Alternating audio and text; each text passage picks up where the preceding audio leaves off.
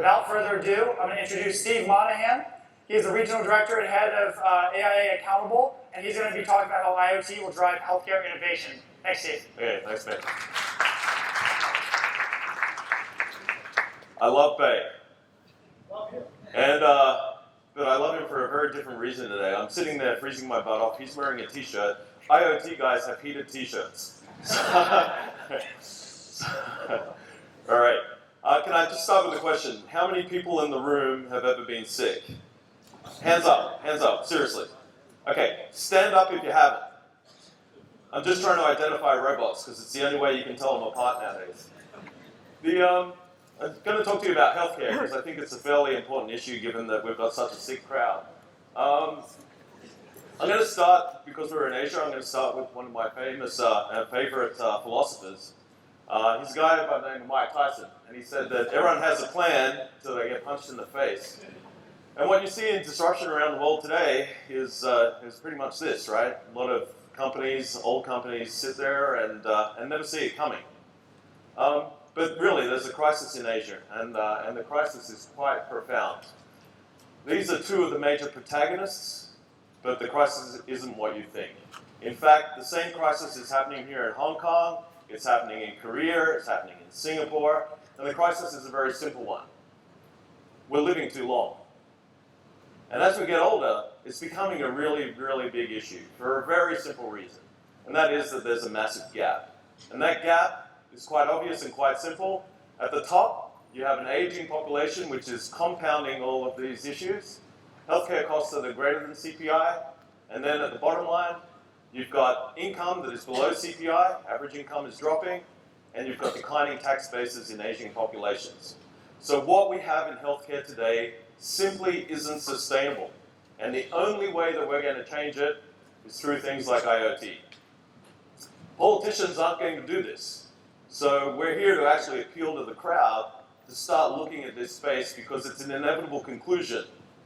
We have technology, we have capabilities, and we have phenomenal people that can solve this problem. Something that we can all do and remove that cloud from over our heads.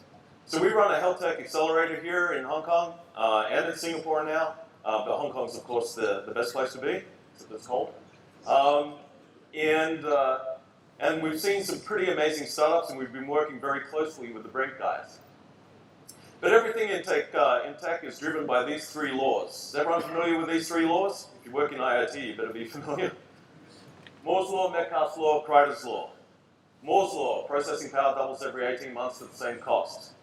Metcalfe's law, law of networks. Value of networks grow at the square of the participants, and with sensors, you've got billions of participants entering the market, so you're getting a square of that value.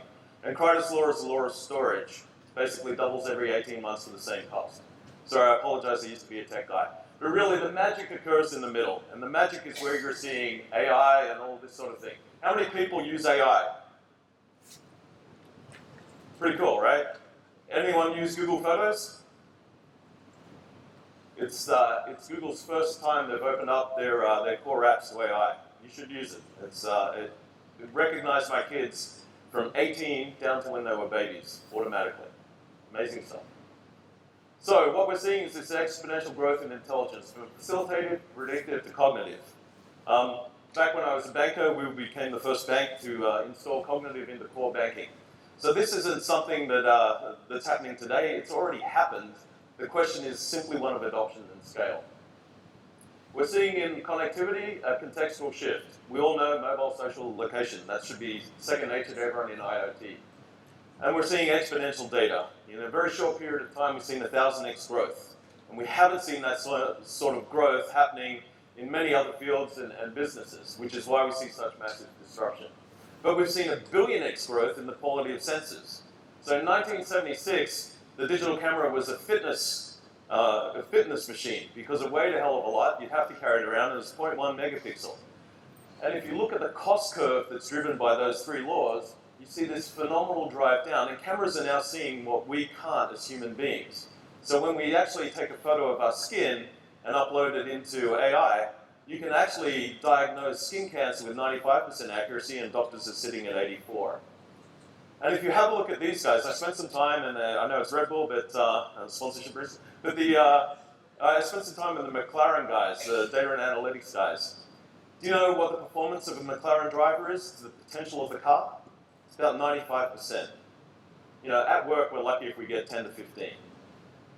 But how they do that is because they measure everything that's going on around you. And it costs millions and millions and millions of dollars to go do that. But now, with things like heated t-shirts,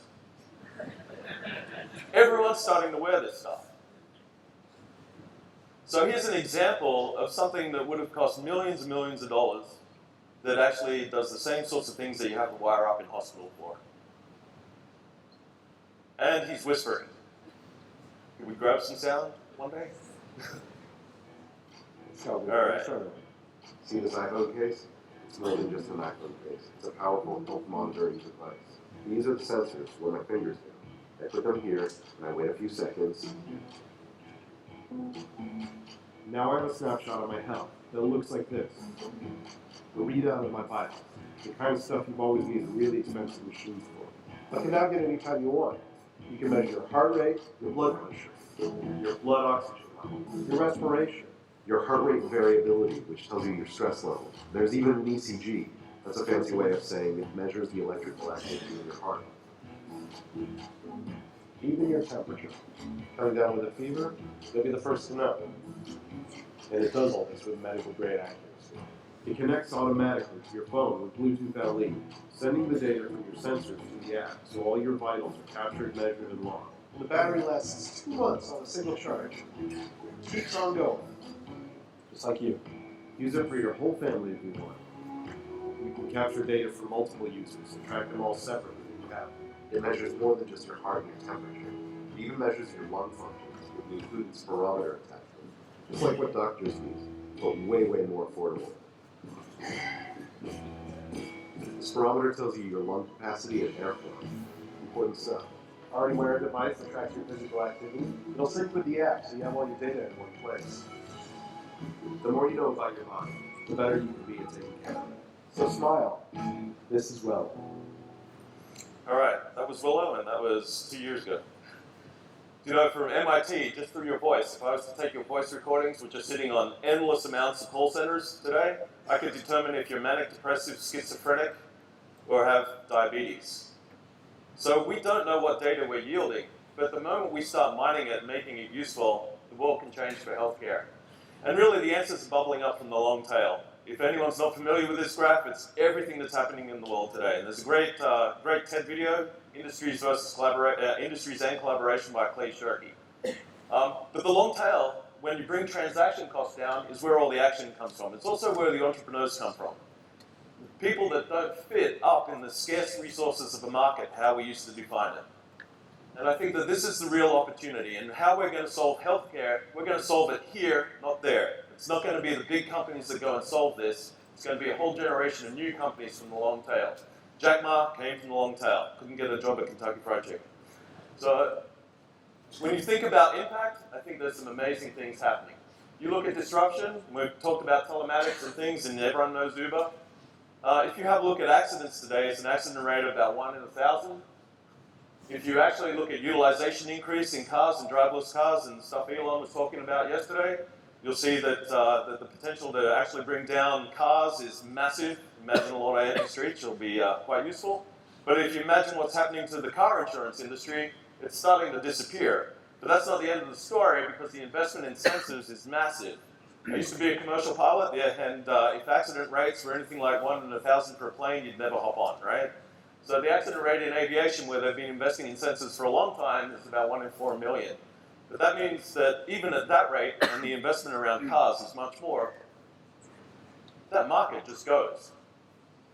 So it's really interesting to think of those implications and what it means for us. So if you look at medicine, we've gone from preventative regimes to now you can go and stab yourself for $100 in 2012 and get real-time information about your blood. And then, of course, for $10, Google and Bosch are trying to go and launch this. And you could almost argue that's almost obsolete just a year later when people are developing sensors on the skin, measuring the glucose coming out. The ability to start measuring this gives you an ability to take action. If you have a look at this, 3D printed cast with embedded ultrasound, and it actually heals you 40 to 80% faster. These aren't developed by doctors or big companies. These are developed by startups that are doing some amazing things. If you look at the medical industry, we're moving from preventative to responsive to cognitive, and it's happening now. The speed of change is increasing. If you have a look at the opportunity, I think you'll know that that's in our hands to take action today. So I invite you all on the capital side, on the startup side, and on the customer side to start unlocking your creativity. And together, I think we can change the world. Thank you.